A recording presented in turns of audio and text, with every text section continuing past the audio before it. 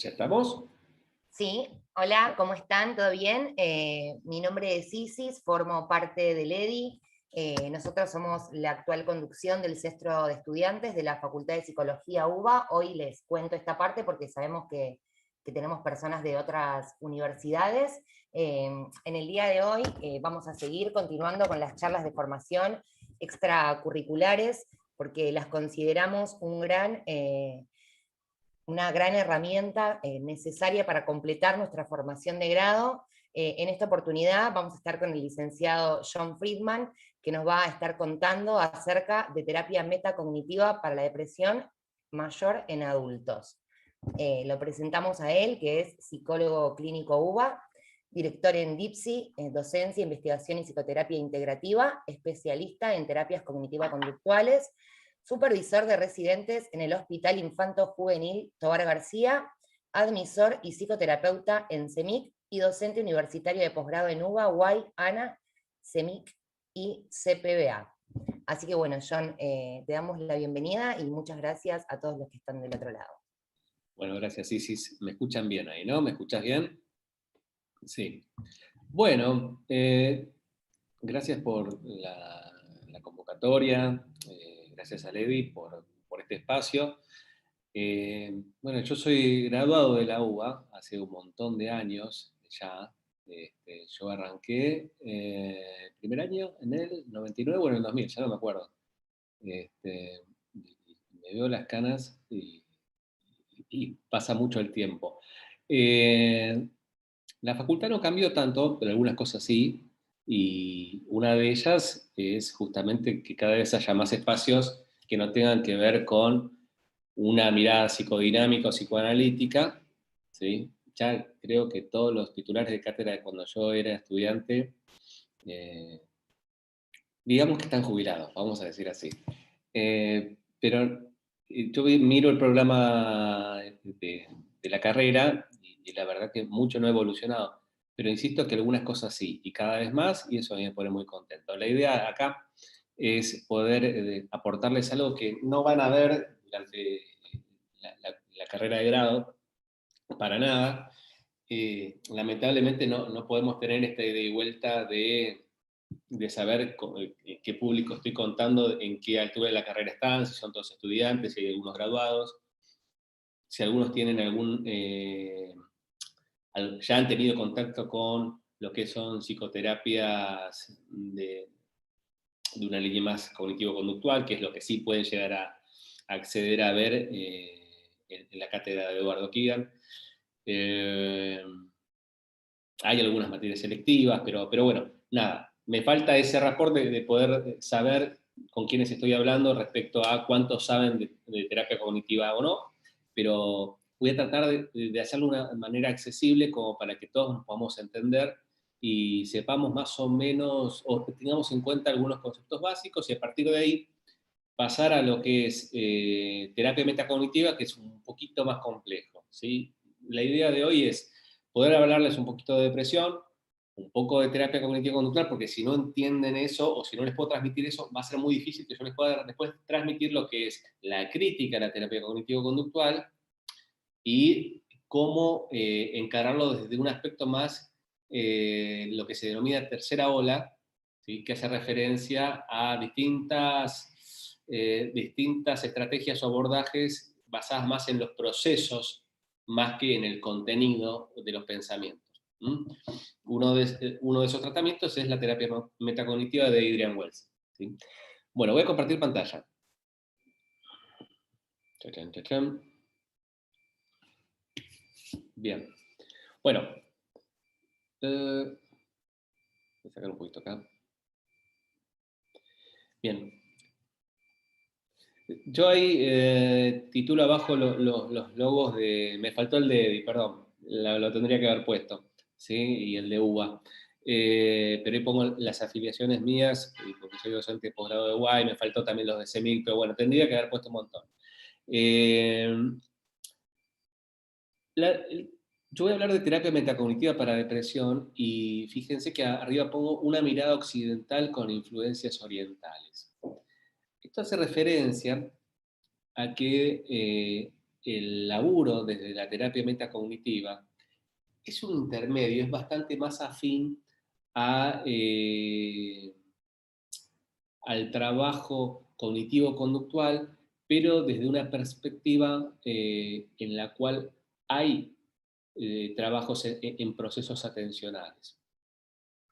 Por eso hablo una mirada occidental con influencias orientales. Hay abordajes de tercera generación que van mucho más allá y hablan de valores, ya hablan de unas cuestiones que son como más trascendentales o filosóficas. Este no es el caso, y por eso a mí me parece un modelo interesante, porque nosotros somos occidentales. Y si bien las ideas que pueden, por ejemplo, encontrarse en la ACT o en modelos que están más difundidos en nuestro medio actualmente, ¿sí? La ACT es terapia de aceptación y compromiso. Es difícil a veces transmitírsela al paciente, ¿sí? Por nuestra propia idiosincrasia. En cambio, este es un modelo que es de medio camino, podríamos decir, y para mi gusto va muy bien con los pacientes. Bueno, ahí está el Instagram, después lo vemos al final. Pero antes de hablar de terapia metacognitiva, quisiera que hablemos mínimamente de lo que es depresión. ¿Sí? Sin eso si no nos vamos a poner de acuerdo. Cuando hablamos de depresión, primero quiero hablar de epidemiología. Piensen que estos datos igualmente han cambiado con el contexto de la pandemia del COVID-19, con lo cual parece casi una película apocalíptica. ¿Por qué? Porque el, eh, históricamente, cuando yo armaba en años anteriores presentaciones referidas a depresión, hacía una cita de las proyecciones de la Organización Mundial de la Salud respecto a que para el 2020 iba a ser una de la segunda causa de discapacidad en el mundo, la depresión, ¿no? Bueno, miren lo que pasó en el 2020, con lo cual las proyecciones, de hecho hay investigaciones de la Secretaría de Investigaciones justamente de esta facultad, está Martín Echeverri, Cristian Garay, los habrán visto difundir investigaciones nuevas respecto a el impacto de la pandemia en nuestro país, en nuestro medio. Así que esto tómenlo con pinzas, porque lo que va a pasar en la salud mental de aquí para adelante todavía está muy verde, ¿sí? Pero estos son los números 2018-2014, ¿sí? Más o menos cuando hablamos en términos de población general en un año, ¿sí? Estamos hablando de que unos 350 millones de personas, es decir, un porcentaje del 4% de la población mundial padece depresión en el término de un año. Para el SM5, que ahí estamos hablando de población en Estados Unidos, es un 7%, o sea, es peor la cifra. Ahí estamos hablando de unos 22 millones de personas. En Argentina tenemos la siguiente información. Hay un estudio argentino de epidemiología de salud mental que lo llevó a cabo en acuerdo con Facultad de Medicina de la UBA, la OMS, Harvard y la Asociación de Psiquiatras Argentinos en el 2018, APSA, ¿sí? Y que dice, en 12 meses el 5%, o sea, 2 millones de personas padecerán depresión, y en el curso de la vida el 12,5%. ¿Sí? Este es el dato de este estudio argentino de epidemiología. O sea, un montón de gente. Básicamente hay que saber trabajar depresión, lo cual es bastante difícil porque el efecto interpersonal que genera un paciente con depresión a veces puede ser muy arduo. Y quizás uno o dos pacientes en el curso de una semana son bastante llevables, pero cuando uno empieza a tener sistemáticamente pacientes con depresión, bueno, hay que tener la espalda un poquito más armada como para sobrellevarlo. Pero lo que sí les quiero transmitir es que es una patología muy frecuente, muy común, y que puede desgastar tanto al terapeuta como a la familia que trata de acompañar al paciente. Entonces hay que tener una mirada bastante compleja de cómo abordarlo. El curso de la enfermedad. Bueno, este es un dato básico. La duración promedio de un episodio de depresión mayor, una depresión puede estar tanto presente en un trastorno depresivo mayor como en un cuadro bipolar. ¿Sí? Pero la duración promedio de un episodio depresivo mayor dura entre 6 y 9 meses. Por eso, este dato nos tiene que llamar la atención cuando un paciente está hace 2 años en psicoterapia, digamos psicoterapia para no decir, bueno, pero lo decimos genéricamente, ¿sí? Y el terapeuta o el analista dice que está mejor, ¿sí? Para hacer referencia a un tratamiento con, con robusta validez en términos de resultados y por qué no de procesos, no hablar de un tratamiento que dure menos de 6 meses, porque si no, no sabemos si es que el tratamiento funcionó o es que remitió el paciente porque el episodio terminó. ¿Mm? Hay muchas personas que la pasan mal, están 4, 5, 6 meses mal y después levantan solo, sobre todo cuando estamos haciendo referencia a un primer episodio, ¿sí? Y sobre todo si hay gatillos bien concretos por los cuales el paciente terminó deprimido. Ahora bien, la duración máxima puede ser aproximadamente de hasta 2 años. En el plazo máximo de 2 años, por hablar en términos promedio, el 90% de las personas remiten.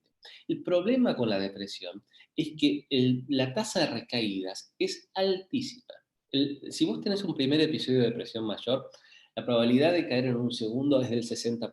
Si tienes 2 episodios, la probabilidad aumenta al 70%. Y si tuviste, o cursaste, mejor dicho, 3 o más episodios de depresión mayor, la chance de volver a recaer es del 90%. ¿Mm? Entonces, la conclusión es que la depresión es una enfermedad crónica o cuanto menos recurrente.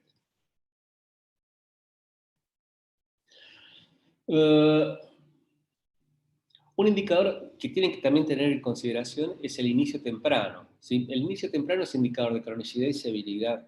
Cuando hablamos de severidad hace referencia a las comorbilidades, que palabra que ahora se usa un montón, o se usa en este último año se popularizó. Pero cuando hablamos de comorbilidades en psicoterapia tiene que ver con el desarrollo aparte de depresión, depresiones dobles, adicciones, probablemente trastorno de personalidad, bien definidos o rasgos, bueno, etc. Ahora voy a retomar en otra parte de la exposición. ¿Sí? Y el inicio temprano, por supuesto que en general lo que nos encontramos es que aquel que tiene un primer episodio al inicio de la vida, qué sé yo, en la niñez o en la adolescencia, probablemente tenga continuidad en la vida adulta. Bueno, muy cortito de CM5, lo que tiene que saber, por eso, de nuevo, me tuve que tomar el trabajo de poner cierta información para gente que esté muy recién iniciada y gente que, bueno, ya esto lo sabe, les pido disculpas, pero tengan paciencia que lo tuve que hacer apto a todo público, por decirlo de alguna manera. Lo primero que tienen que considerar, ¿sí? Para hacer un diagnóstico diferencial de depresión mayor es saber usar el DSM. No es que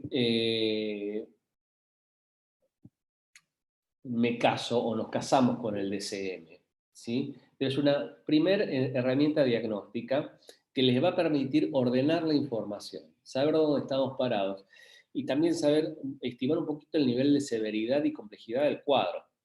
Por supuesto, tiene un montón de limitaciones, el DSM no les va a decir absolutamente nada del tipo de alianza terapéutica que van a hacer, hasta qué punto se va a involucrar en el tratamiento, qué nivel de expectativa tenemos que desarrollar respecto hasta dónde vamos a poder con este paciente, es decir, cuán realistas podemos llegar a ser respecto a las metas del tratamiento. Eso el DSM no nos lo va a decir, pero entiendan que esto no tiene que ver con categorizar o etiquetar gente, sino organizar información. Esto yo, por el contexto del agua lo veo. Esto es organizar información y poder comunicarse en un lenguaje común entre colegas.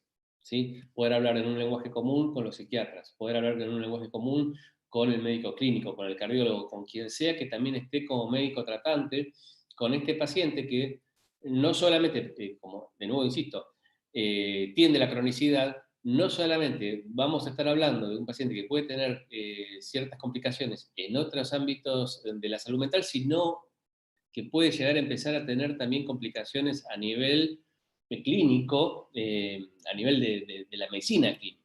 Los pacientes que se abandonan, que empiezan a tener complicaciones de diversa índole, lo que se denominan enfermedades no contagiosas crónicas y autoinducidas, por ejemplo la obesidad, ¿m?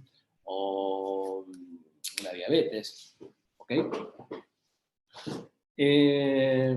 Esto me hace acordar también que, ojo, que esto se ha perdido en el DSM-5 y en el DSM-4 estaba el sistema multiaxial donde uno de los ejes era estimar, creo que el eje 3, ya ni me acuerdo, creo que el eje 3, que hacía referencia a si había o no había enfermedades clínicas, como por ejemplo una enfermedad en los niveles de la hormona tiroidea, que en caso de depresión es importante saberlo, ¿sí? Porque regula el ánimo. ¿Sí? Si hay una baja de hormona tiroidea, un hipotiroidismo, quizás estemos con una persona que tenga un cuadro clínico con similitudes a una depresión, pero que en realidad no vaya por ahí, sino que tenga que ver con una cuestión hormonal. Pero vamos al DSM-5. Entonces, como primer parámetro, tiene que cumplirse por lo menos 5 de toda la lista de síntomas que plantea el DSM, de los cuales al menos uno, tiene que ser alguno de los dos primeros, que es el estado de ánimo deprimido, ¿sí? Estar triste la mayor parte del día, casi todos los días, ¿sí? En niños y adolescentes puede ser, en vez de estar triste, puede estar como irritables, enojados, o tiene que haber una disminución importante del interés o el placer, ¿sí? Para todas o casi todas las actividades la mayor parte del día. Entonces, primero que nada, alguno de estos dos tiene que estar. Si no, no estamos hablando de depresión, estaremos hablando de otra cosa con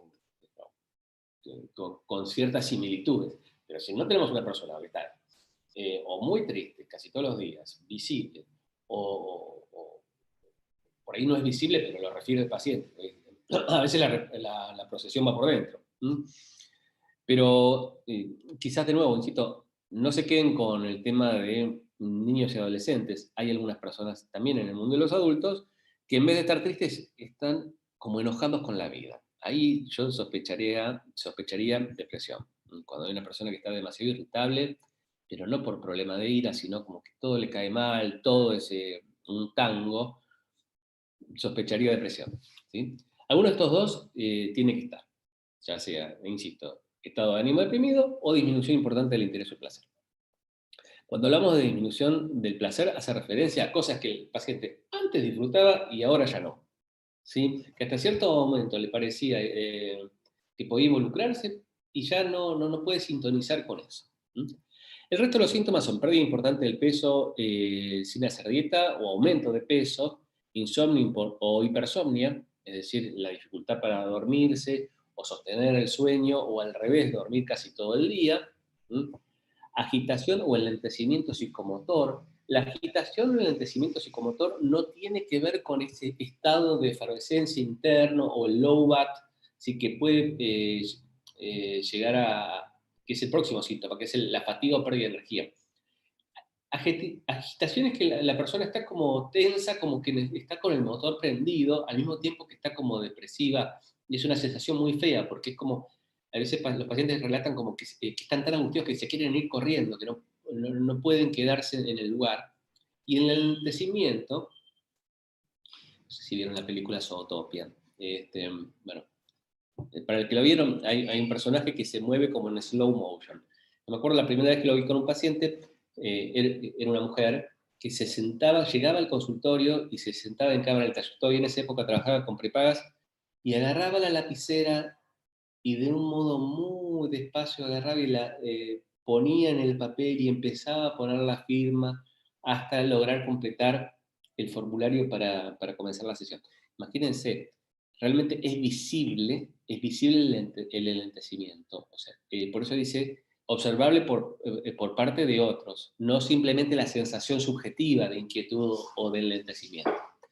El 6 sí es fatiga o pérdida de energía, el 7 sentimiento de inutilidad o culpa excesiva, disminución de la capacidad para pensar, concentrarse o tomar decisiones. El paciente o la paciente refieren sentirse con baja autoestima porque sienten que cometen errores tontos, se empiezan a autoetiquetar como soy un idiota o, bueno, otro tipo de improperios. Y 9, pensamientos de muerte recurrentes. ¿sí? Lo último que tengo para decir al respecto, no voy a ponerme a leer el criterio de Ale, es que recuerden que para hablar de una depresión mayor, nunca ha habido un episodio maníaco o hipomaníaco. De ser así, ya estamos hablando de un trastorno bipolar. Las comorbilidades más frecuentes son depresión doble, pánico, TAG, trastorno de ansiedad generalizada, el trastorno obsesivo compulsivo, patologías de consumo de sustancias, tecnología, etcétera, trastornos alimentarios y trastornos de personalidad. Bien, Isis, ¿hasta acá alguna pregunta?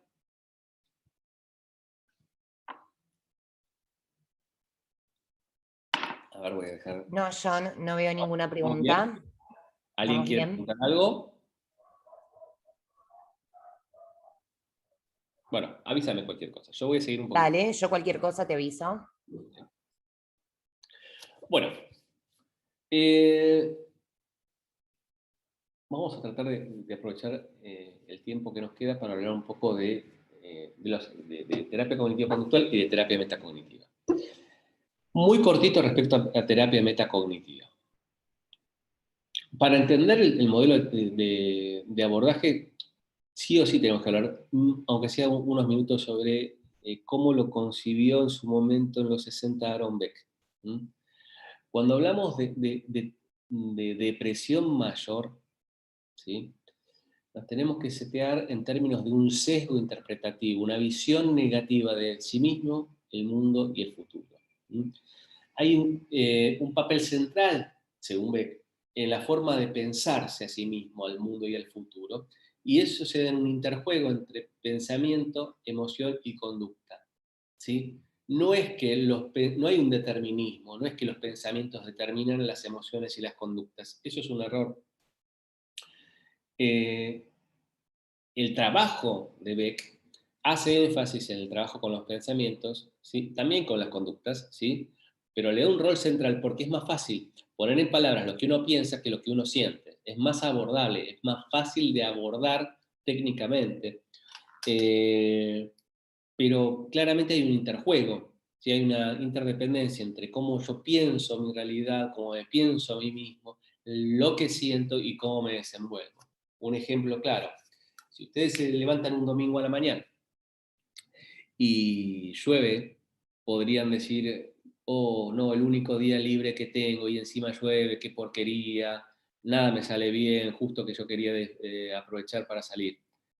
Eso es un sesgo claramente negativo, un pensamiento franco y característico de una persona con depresión. La emoción va a ser consistente con eso, ¿sí? Va a sentir tristeza, quizás enojo y sentimientos que tienen que ver con la misma línea. Y la conducta por ahí va a ser seguir en pijama todo el día, no levantar la persiana y dormir hasta, qué sé yo, hasta que le dé hambre. Comer y seguir durmiendo. En cambio, en la misma situación, ¿sí? Para una persona que no tiene esta cuestión de sesgo, puede ser, uy, qué lindo un día de lluvia, voy a aprovechar para, no sé, para revisar las fotos, saber cuáles imprimo y cuáles no, para leer o hacer tal cosa que hace mucho que no hacía, o para hacer fiaca, etc. La emoción va a ser análoga con esa, que tiene que ver por ahí con una persona que va a estar tranquila, serena, y su conducta va a ser quizás aprovechar ese momento de no salir para hacer cosas que tenía pendientes. Es decir, va a ser algo productivo. Beck habla de un set cognitivo. La tesis central de Beck reside en plantear que la depresión es una disposición cognitiva negativa, que lleva a los pacientes a pensar todo en un tono gris. ¿Sí? Piénsenlo con esta imagen. Imaginen que la vida de una persona es una jarra de agua transparente. Y los pensamientos son como gotas de tinta negra. Que vos empezás a tirar gotas de tinta negra y toda la jarra se empieza a opacar. ¿Sí? Con el trabajo en terapia cognitiva, lo que vamos a tratar una de las cosas que vamos a tratar de hacer es que el paciente tome una cierta distancia crítica que puede encapsular un poco esos pensamientos y que en vez de ser gotas sean cápsulas que queden en el fondo. van a seguir habiendo cosas negativas del mundo, porque la idea no es que el paciente vea todo de manera feliz y rosa, sino que, o ingenuamente positiva, sino que pueda tener una mirada más completa y global, más realista, donde está lo bueno y lo malo, lo positivo y lo negativo. Entonces la idea es que pueda encapsular eso y la jarra sigue transparente, a pesar de que hay estas cuestiones negativas que obviamente le impactan y que no le gustan en su vida. ¿Okay? ¿Qué compone el set cognitivo? Básicamente lo que planteaba es que son los pensamientos automáticos, que son negativos, extremos, repetitivos, involuntarios e incontrolables. ¿Sí? La persona suele decir, no me para la cabeza, estoy cada vez más angustiado, no puedo más, no puedo dejar de pensar por qué me pasan estas cosas a mí, de lo horrible que es la vida, de que no puedo más, de que no voy a poder más. En términos más amplios, Beck va a hablar de esquemas, ¿sí? Que son grandes unidades de procesamiento de toda la experiencia, ¿sí? Que hace referencia a cómo creemos que debería ser el mundo, creemos cuáles son las cosas importantes. En la depresión, ¿sí? Y en realidad en la psicopatología, desde el punto de vista cognitivo-conductual, esos esquemas que tenemos todas las personas, ¿sí? Que de nuevo son nuestro sistema de creencias, por decirlo de alguna manera, se vuelven globales, rígidos y negativos. Justamente esto impacta porque si uno empieza a ver la vida en términos todo o nada, ¿sí? De manera inflexible y con un sesgo negativo, empieza a vivenciar las nuevas experiencias en esa frecuencia y de ahí no puede salir. No me voy a detener mucho más porque quiero hablar de terapia mental cognitiva. ¿Sí? Vamos a avanzar un poquito más. Antes que eso, por eso, cuando hablamos de terapia cognitiva conductual, ¿sí? Clásica o del modelo estándar de Beck, las herramientas para flexibilizar el pensamiento desde el punto de vista del contenido, es decir, para que la persona empiece a pensar las cosas de nuevo, de manera más realista, ni negra ni blanca, sino que pueda ver las dimensiones de la vida, que pueda tener una visión como más acabada, ni ingenuamente positiva, ni depresivamente negativa. Para eso, la psicoterapia cognitivo-conductual usa el diálogo socrático, las tareas de registro y distintas técnicas de flexibilización. Como por ejemplo, qué sé yo, si viniera una persona, un amigo y te dijera lo mismo que te dice a vos, ¿vos qué le dirías? Esa se llama la técnica del doble estándar. ¿Sí? Esa creo que seguramente la tienen que ver en psicoterapias. Y si no, bueno, cualquier cosa me mandan un mensaje y yo les mando material. Bien. Isis, ¿alguna pregunta? Acá dice, Sí. con esa actitud la persona se siente cómodo, como equilibrando lo malo que piensa de sí mismo con su actitud, castigándose, digamos. O A sea, ver, entiendo que la pregunta apunta a que si la persona se siente cómoda en ese lugar negativo, digamos, con esa actitud negativa hacia sí mismo, hacia los otros, hacia el futuro. mirá, cuando un paciente tiene depresión no está cómodo, está claramente en sufrimiento, es absolutamente disfuncional.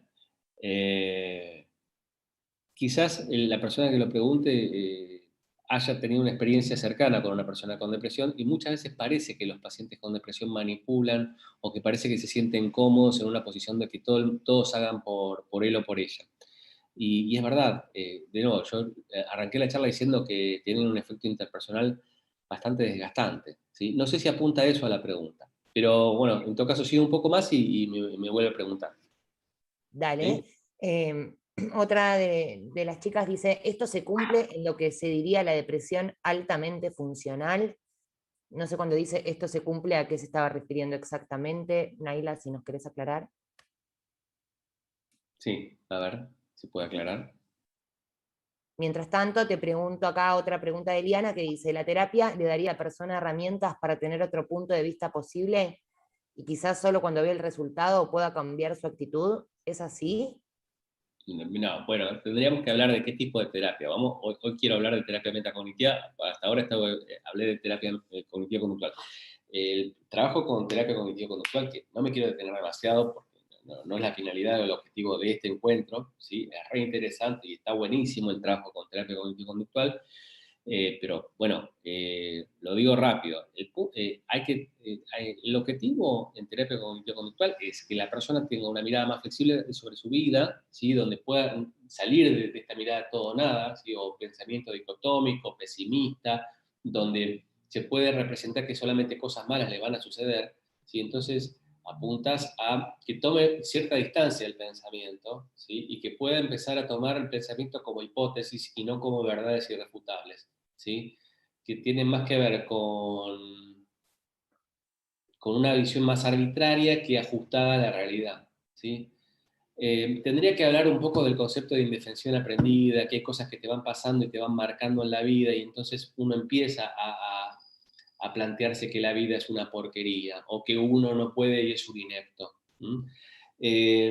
Pero se me va el webinar. Lo que sí te puedo decir es que apunta, obviamente, a tener una mirada más global, menos rígida, más funcional, y que dentro de eso es fundamental también aumentar el repertorio de actividades gratificantes y también muchas veces el repertorio de habilidades sociales, porque hay muchas personas con depresión que no saben poner en palabras, no saben reclamar lo que necesitan, les cuesta les cuesta mucho ser asertivos, de poder decir que no, o poder tener un intercambio interpersonal sin someterse o explotar.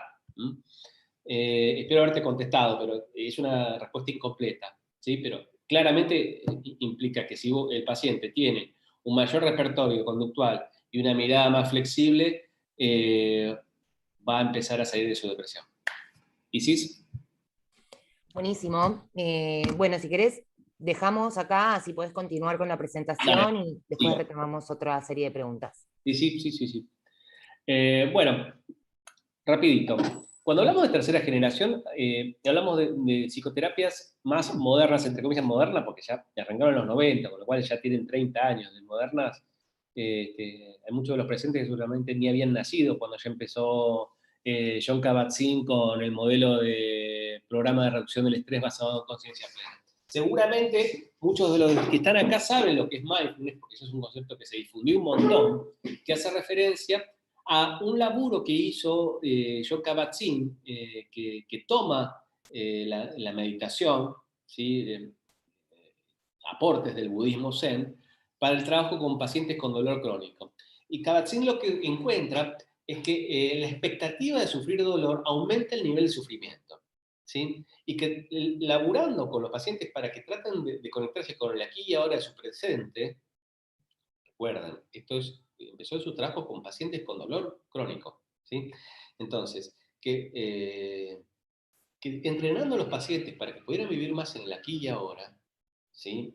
Mediante un entrenamiento en mindfulness o herramientas de meditación, ¿sí? Y conciencia en el aquí y ahora, logró que los pacientes redujeran su expectativa de estar mal y el rechazo a sentirse mal.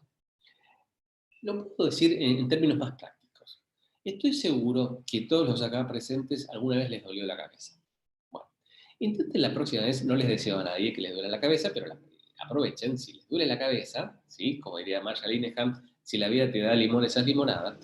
La próxima que les duele la cabeza, en vez de decir, ay, por favor, este dolor de cabeza espantoso, que alguien me lo saque, no lo aguanto más, tratan de seguir enfocando, a pesar de estar con el dolor de cabeza, tratan de enfocar su atención en lo que venían haciendo.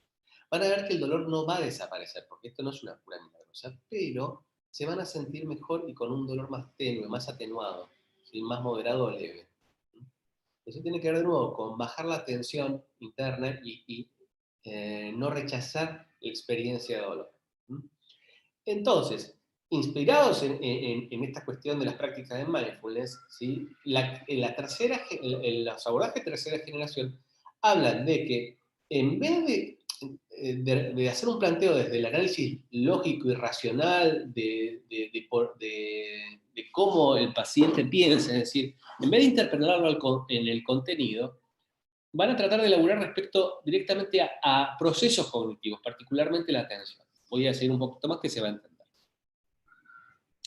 La principal crítica de los modelos de tercera generación a la PCC tradicional es el cuestionamiento de los contenidos cognitivos. Igualmente voy a hacer una aclaración al respecto. Ahora le pongo un asterisco, voy a seguir un poco más y y voy a hacer una corrección. Entonces, el cuestionamiento de los contenidos, que es bastante característico de la terapia cognitivo-conductual estándar, lo que plantean los de tercera generación es que estaría reforzando esto de rechazar la experiencia, como decirle al paciente, vos estás pensando mal, no tenés que pensar así, ¿sí? Y es como reforzar, como en el dolor de cabeza, el rechazo a pensar así, y entonces aumenta la experiencia depresiva. Eso en realidad no es así, porque eso puede ser que es un terapeuta que recién arranca, o mejor dicho, un psicólogo o psicóloga que recién arranca, que quiere ser terapeuta, que agarra un manual de TCC y entonces empieza a cuestionar de esa manera un poquito salvaje. Pero en realidad, lo refinado del modelo de la terapia cognitivo-conductual es el distanciamiento, ¿sí? Poder tomar los pensamientos como fenómenos mentales a ser refutados, no a decirle al paciente con dedo acusador, vos así no debes pensar. Pero bueno, es entendible el planteo, ¿sí? Eh,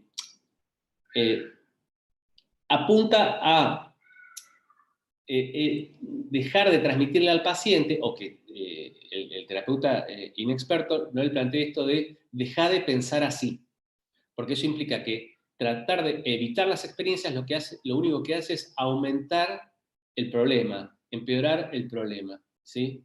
En vez de producir alivio, si el paciente empieza a decirse a sí mismo, yo no tengo que pensar negativamente, no puedo dejar de pensar así, voy a estar cada vez peor, la cabeza va a explotar, eh, va a estar lejos de recuperarse. Y el planteo es que si vos le haces registrar los pensamientos para decirle esto está mal, y bueno, puede tener un impacto bastante nocivo. Pero eso no es lo que hace un terapeuta cognitivo estándar. Pero bueno, eso ya me estoy metiendo en el barro con Hayes y no lo voy a hacer. Bien, entonces, ¿qué proponen los tratamientos de tercera ola? Estas terapias, lo voy a leer. Por un lado, lo que intentan es desarrollar una serie de estrategias, ¿sí? Para ayudar a los pacientes en tres objetivos centrales. Modificar la forma de relacionarse con su sufrimiento, ¿sí? Disminuir la lucha interna y ayudar a normalizar las experiencias desagradables. ¿Ves que el planteo mucho tiene que ver con aceptar el dolor para que no se convierta en sufrimiento? Es vivir la vida a pesar de sentirte mal. Es dejar de luchar con no me quiero sentir así, porque lo único que haces es sentirte cada vez peor. Por eso lo que apuntan este tipo de modelos es a comprometerse significativamente con la vida a pesar del sufrimiento. Y la estrategia férrea para hacer eso es las prácticas de mindfulness, ¿sí? O prácticas de meditación mediante conciencia plena. Es decir, mindfulness no es para abordar la crisis, sino que lo que apunta es a una experiencia distinta respecto a cómo te conectas con tu mundo interno y podés vivenciar el presente, el aquí y ahora. Entonces vos, mediante el entrenamiento en mindfulness, lo que lográs es una gimnasia mental tal es que después cuando te empezás a hacer un rollo respecto a algún problema X, puedes hacer track y descentrarte, tomar distancia y seguir con lo que estabas haciendo en vez de empezar a hundirte en pensamientos cada vez más pesimistas y negativos, de modo tal de que te desconectás y cada vez te hundís más en la depresión. Bien, hay dos propuestas de tercera generación para depresión. Una la vamos a ver, otra no. Una es la MBCT, que es Mindfulness Based Cognitive Therapy, que es el modelo de Siddhartha y Williams, que, bueno, queda para otro webinar, ¿sí? Pero los invito a leer sobre el modelo, que sobre todo es un modelo de intervención grupal bastante estructurado que apunta a prevención de recaídas, ¿sí? Y la terapia metacognitiva de Adrian Wells, que es lo que les quiero hablar hoy. ¿Cómo venimos de tiempo? Y cuarto, bueno, vamos a tener que demorar un poquitito más, Isis. Espero que se puedan quedar. Ningún Pero problema. vamos a hacer lo posible como para llegar a tiempo. Pero me da la impresión de que un poquito nos va a faltar de tiempo. Bueno, entonces, le voy a explicar un poco qué es terapia metacognitiva para depresión. Y si vos ves que hay alguna pregunta, no voy a frenar, si ves alguna pregunta así como muy, muy puntual y pertinente, me interrumpís. Buenísimo. ¿Ah? Eh, bueno, pero para hablar de terapia metacognitiva, primero tenemos que decir qué son las metacogniciones, porque si no, digamos, ya partimos de un error de base, de arrastre, de no saber de lo que estamos hablando. Entonces, Si tenemos que definir las metacogniciones, son las creencias respecto a las creencias, o los pensamientos respecto a los pensamientos. Según el tipo de creencia que tenga la persona, según la metacreencia que tenga la persona respecto a su propia experiencia interna, va a desarrollar una determinada actitud. ¿Qué quiero decir? Si yo pienso que pensar de manera catastrófica es algo terrible, que nunca voy a poder ser feliz, ¿sí? Porque es lo peor que me puede pasar, porque, bueno, ahí es una mirada.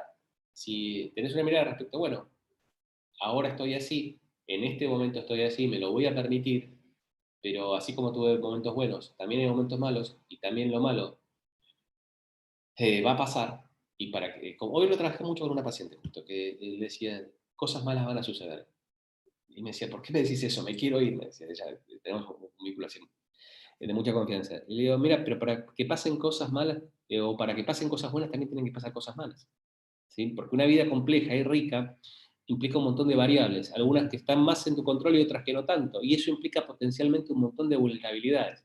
Pero así como estás potencialmente muy vulnerable, también estás potencialmente expuesta a un montón de cosas buenas que te puedan pasar. Entonces, cuanto más rica y compleja sea tu vida, eh, potencialmente cosas malas pueden pasar, y cosas buenas también.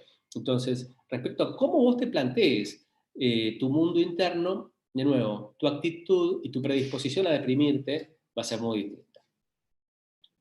Por eso, Wells nos plantea el concepto de síndrome cognitivo atencional, o CAS, ¿sí?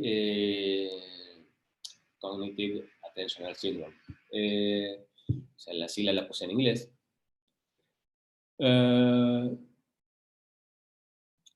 Lo que plantea es que cuando el paciente se percibe a sí mismo pensando depresivamente, se dispara un estado de alerta interno, como una especie de amenaza.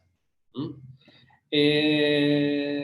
En donde el síndrome cognitivo atencional básicamente es una visión como en cono, donde todo lo demás empieza a dejar de tener interés. Es como cuando se empiezan a autopercibir otra vez con ánimo en baja o pensando de manera negativa, empiezan track y se empiezan a centrar, ¿por qué me está pasando esto? Uy, no, otra vez me estoy deprimiendo, no, otra vez voy a caer en la misma, nunca me voy a cambiar. Y empiezan a enroscarse, eso se llama, es un proceso rumiativo, que ahora les voy a explicar, en donde se empiezan a hundir cada vez más en la angustia.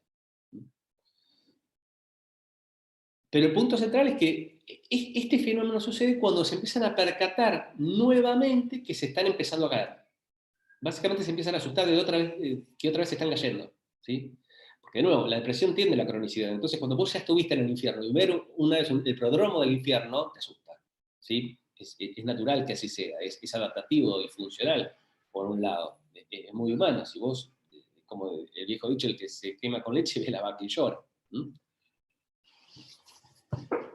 El CAS, o el síndrome cognitivo atencional, se caracteriza por un excesivo procesamiento conceptual bajo la forma de preocupación o rumiación. La preocupación hace referencia a largas cadenas de pensamientos sobre un futuro catastrófico que todavía no sucedió, y la rumiación es un fenómeno sumamente similar, pero hace referencia hacia el pasado, preguntándose por qué le pasa lo que le pasa, culpándose a sí mismo o a sí misma, etc. ¿Sí? Pero el punto está en que cuando perciben la amenaza, es decir, cuando perciben el ánimo en baja, o la falta de ganas, o que empiezan a haber algunos desencantos, o lo que podríamos decir, entre comillas, fracasos u obstáculos en la vida, empiezan otra vez a pensar y a pensar y a pensar, desconectándose con el aquí y ahora, y hundiéndose cada vez más en la angustia y en una mirada a lo pesimista sobre sí mismo, el futuro y el mundo. Por eso los patrones típicos son, ¿y si pasa tal cosa, por qué me siento así?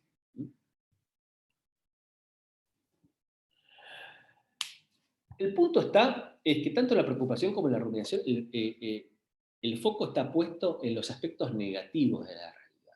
No es que es un análisis racional y funcional, no es porque uno puede decir, vos me estás diciendo que es patológico reflexionar. Por supuesto que no. Si vos tenés una situación problemática, te sentás abajo de un ombú y pensás un poco en qué te está pasando, analizás qué querés y qué no querés, eso está perfecto, ¿sí? Te puede llevar días y hasta semanas.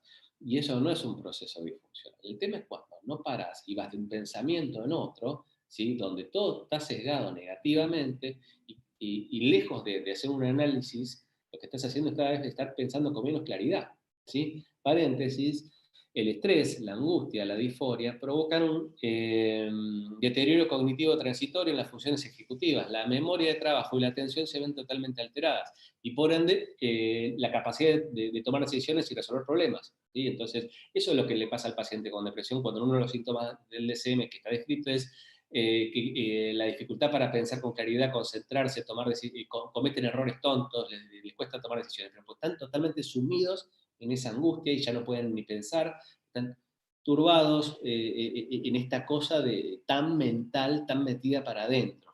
¿Mm? Bien. Sigo. ¿Se entendió entonces esto del sesgo negativo? ¿Sí? Esta es una de las características del CAS. Otra de las características del CAS es la rigidez cognitiva. El tema pasa de que las personas que tienden a utilizar la rumiación y la preocupación como estrategia para enfrentar su problema y su situación del día a día, se empiezan a malacostumbrar, por decirlo de una manera, a usar en exceso esa estrategia, ¿sí? Se va como automatizando y entonces cada vez todo es un rollo y cada vez se empiezan a acostumbrar más a ver el aspecto negativo y no una mirada más acabada de la situación, donde cada vez les cuesta más procesar las emociones, los conflictos interpersonales, donde todo tiene una cosa, un sesgo negativo, ¿sí? Y extremo. Por eso les cuesta mucho, termina siendo una especie de estilo donde les cuesta mucho capitalizar nuevas experiencias donde por ahí cosecharon lindas anécdotas o logros o lo que sea, pero no lo pueden ver. No lo pueden ver porque están enfrascados en ¿y fuiste a la fiesta? Sí.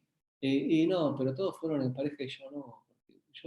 Yo no sirvo para eso. Yo no puedo socializar, a mí me hace mucho daño.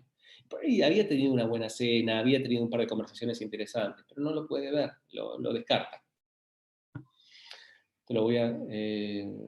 ¿cómo estamos? Lo voy a dar por alto. Después, si quieren en la presentación, la pueden pedir, yo no tengo ningún problema, se las paso. Esto también. Bueno, esto sí es importante. Entonces, es interesante plantearlo en términos de que este fenómeno, de cómo la persona se empieza a poner en alerta cada vez que siente el ánimo en baja, ¿sí? o percibe disforia o pensamientos negativos, explicaría el tema de la recurrencia.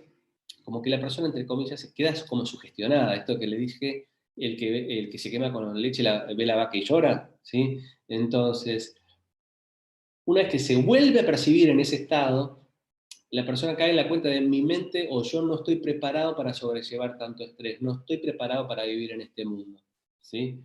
Y eso hace que paradójicamente se vuelva a deprimir, ¿sí? Es como decir, otra vez la vida me está golpeando, no tiene sentido que siga remándola, ¿para qué voy a luchar si igualmente otra vez me voy a caer o otra vez voy a fracasar? Básicamente la depresión es desesperanza. ¿Sí? Es una expectativa muy baja respecto a qué puede darte el mundo o qué puedes hacer vos en el mundo. ¿Sí? Y todo lo que conlleva el aislamiento social, el dejar de tener actividades gratificantes, el dejar de proyectar, el dejar de anhelar, el abandonarse físicamente, el abandonar relaciones que eran fecundas y de confidencia, o no generarlas. Bien, para finalizar, vamos un poco al paso a paso de qué es lo que plantea la terapia metacognitiva para la depresión. El tratamiento básicamente consta entre 5 y 12 sesiones, es un tratamiento estructurado, ¿sí? Donde a mí me interesa el paso 3, explicárselos, que es el entrenamiento atencional y el entrenamiento en conciencia plena desapegada. Pero fíjense que tiene una estructura de tratamiento que no es tan diferente a la terapia cognitivo-conductual beckiana si le sacamos esa parte. Fíjense que la primera es conceptualización del caso, socialización para el tratamiento. Fíjense que va todo un trabajo de cuestionamiento, no de las creencias, sino de las metacreencias, respecto a esto de querer, de esto de lo incontrolable de la depresión, y que la depresión es tremenda, y que no se pueden bajonear, y que sufrir es terrible, en vez de aceptarlo como parte de la vida, que es lo que vamos a tratar de hacer con estos pacientes, entender que vas a tener momentos buenos y momentos malos, que lo que te pasó en el pasado no tiene por qué ser igual en el presente, que aquel que te hizo sufrir un montón no tiene por qué ser igual a la persona que está en este momento al lado, que esta persona que está en este momento al lado te pudo haber hecho algo que no te gustó, y no significa que te vaya a hacer lo mismo que te hizo en el pasado la otra persona. ¿Mm? Bueno, etcétera, ¿sí? Fíjense, ahí está todo el paso a paso del tratamiento en terapia metacognitiva. Pero lo que me quiero, para redondear un poco, es explicarles el entrenamiento atencional y la conciencia plena desapegada. Que es lo interesante de este modelo, que es poder entrenar al paciente para que, si lo que vengo diciendo hace más de 20 minutos es que la persona, cuando se empieza a percibir mal, por decirlo entre comillas, empieza a asustarse, a decir, no, no tengo que pensar en esto, no quiero pensar en esto, y lo que termina haciendo es justamente pensar y pensar y pensar, y cómo lo va a resolver y cómo va a salir, y empezar a desesperarse porque no puede salir, es entrenar a la persona para que haga track, track, es decir, para que pueda mover más a voluntad su capacidad de foco de atención. Una de las cosas que se van a encontrar en el consultorio es que la persona con depresión te dice, no me frena la cabeza, no puedo dejar de pensar, sé que me hace mal, sé que es autodestructivo, pero no puedo dejar de pensar en esto. Son las 4 de la mañana y ya me levanto, o sea, me voy y duermo unas horas, y a las 4 de la mañana, plac, soy como el 2 de oro, no me puedo volver a dormir y no puedo dejar de pensar en esto que me está pasando. ¿Sí? Las sensaciones de incontrolabilidad. Entonces, ¿qué hacemos desde este modelo? Por un lado, entrenamiento atencional, ¿sí? Que es darle herramientas, así como yo lo que le transmito al paciente es, si vos querés mover, imagínense esta experiencia, si vos querés mover un mueble muy pesado, qué sé yo, ponen un piano de cola y que no tenga ruedas, ¿sí? O más pesado, lo que quieran, un mueble de roble muy pesado, y no quieren recibir ayuda, lo quieren hacer solos. Lo empujan, no pueden, no pueden, es imposible moverlo. ¿Qué hacen? ¿Sí? Bueno, lo que yo le digo al paciente, bueno, lo que vos querés hacer, si vos lo querés mover, y solamente vos, lo que tenés que hacer es ir al gimnasio, ganar bíceps, ganar cuádriceps, y en algún momento, no es que por ir una sola vez lo vas a hacer, pero en algún momento dado, entre 6 y 12 meses, vas a tener la suficiente fuerza como para mover ese mueble pesado. Lo mismo pasa en el entrenamiento atencional.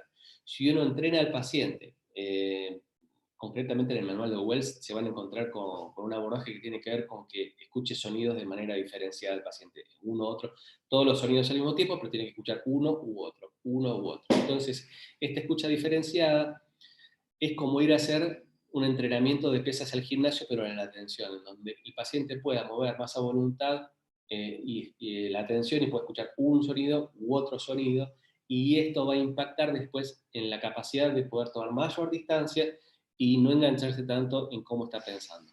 ¿Mm? El entrenamiento, van a ver que es diario, implica laburo, pero es bastante accesible porque es un entrenamiento de 12 minutos. ¿Sí?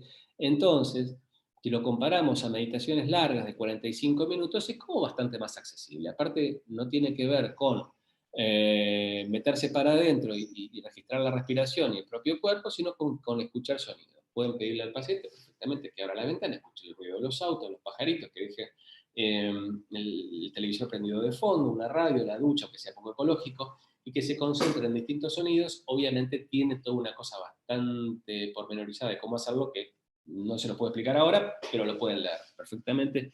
El manual está dando vueltas por la red, pueden acceder al manual de Wells, que se llama Terapia Metacognitiva para Depresión y Ansiedad.